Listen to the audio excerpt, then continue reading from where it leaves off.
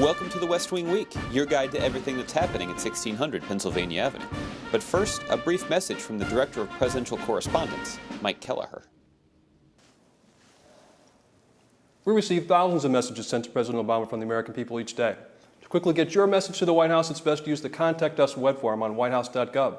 If you have to write us a paper letter, type it up. Whether you email or send a paper letter, use the subject line to describe the purpose and content of your letter. And consider sending your gifts to a local charity rather than the First Family, gifts that are edible or otherwise.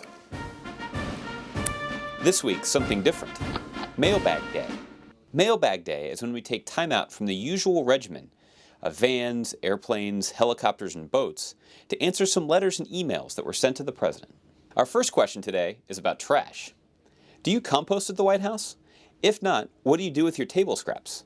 Well, to find out, we asked the White House executive pastry chef, Bill Yossis. The story starts in the kitchen.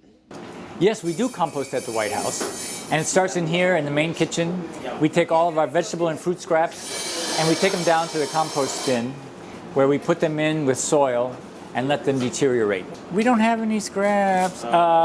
You know what? We could get some scraps in the pastry kitchen if we could make that like a second scene. Yeah. Scene 2. Okay. Cut. The whole purpose of composting is to improve the microbiology of the soil without adding chemicals. So we save all these and we add them to our compost heap down on the south lawn, which is next to the garden. And the purpose of this is to return the minerals and nutrients to the soil. I'm the least likely person to be working on this garden. I spent most of my life in a small apartment in New York City where I couldn't even grow geraniums. There was no sunlight. So maybe that's why when Mrs. Obama started this garden, I got so interested in it. Besides the food scraps from the kitchen, we also add anything from the garden that we're not using. The tomatoes we'll take off to eat, but of course the heavy stalk in the center and the leaves, when they are fully grown, those will go into the compost as well. This is 3 bins that are where we hold the compost. So we throw it in there. So you want a layer of the fruit scraps or the active organic material, and then you want a layer of soil. So what I'm going to do is take this soil and cover it over. That accomplishes 2 things. The healthful bacteria that are already in the soil begin to feed on the fruit scraps, and you also have, as you can see, beneficial spiders and worms. As they consume the organic material, they really create soil. In about 6 weeks, it'll be ready to turn over again. We'll let it what's called cure for another 4 weeks, and then let it sit for a month or 2 in this bin, and then it's ready to use. Composting is what this garden is really about, and the whole question of sustainability and using natural ways to replenish the land. Our next letter comes from Sally in Mississippi. Sally writes, Dear President Obama, the carpet in the Oval Office bears the seal of the President.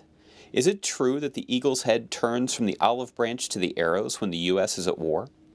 To answer this one, Brian Mosteller, who you may remember from a West Wing Week episode 2 weeks ago, hit the books. Hello, Sally. Welcome to the Oval Office, and thanks for your question. The rug that's in the Oval Office today was actually installed by President Bush.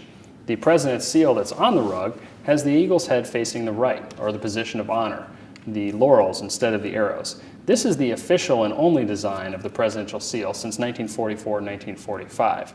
Now, there are 3 other places in the White House where you can see the eagle takes on a different design. One's on the Resolute desk, which was a gift from Queen Victoria to President Rutherford B. Hayes back in 1880. Here, the eagle's head faces the arrows. Another example is just outside the diplomatic reception room. What's it? And Sally, if you were to visit the White House, just outside the East Wing where tours enter, you'd see another example of the old eagle design where the head faces the arrows. Here, there's a reference to the state of the nation when the East Wing was built in 1942. But rest assured, Sally, if you come to the Oval Office, any rug you see in there today will have the eagle's head facing the olive branches. Our final letter comes from Aaron, who wonders if there is a way to find out when the President orders the flag to have staff. We've asked Staff Secretary Lisa Brown to start at the beginning and explain the whole process. To answer your question, there are 2 ways in which the flags can be ordered to be lowered to half-staff. First, by statute, there are a number of times in which the U.S. flag is lowered upon the death of the president or vice president, a member of Congress, a member of the cabinet, a sitting Supreme Court justice. Congress has actually ordered that the flag be lowered to half-mast for a period of time. In addition, the president himself or herself has the discretion to lower the flag in other instances. Most recent lowering of the flag to half-staff was in honor of Dorothy Height, and this is an instance in which the president actually exercised his power to order that the flags be lowered. And when he does that, he signs a proclamation ordering that the flags be lowered, and this is a copy of the proclamation in the instance of lowering the flags upon the death of Dorothy Height, the great civil rights leader. So if you're interested in learning when the flag's going to be lowered, you can look both as a general matter at the statute, 4 U.S.C. Section 7, which lists when Congress has ordered that the flag be lowered. In addition, when the president exercises his discretion to have the flag lowered and signs a proclamation, our press office will put out a copy of that proclamation, and it will also be on our website, www.whitehouse.gov. Thanks so much for being with us on Mailbag Day. For links, transcripts, and videos of the president's activities this week, go to whitehouse.gov. And thanks again for checking out your West Wing Week. You can leave your jacket on the car. It's up. It's safe. It's safe. It's okay. Nobody's gonna steal it.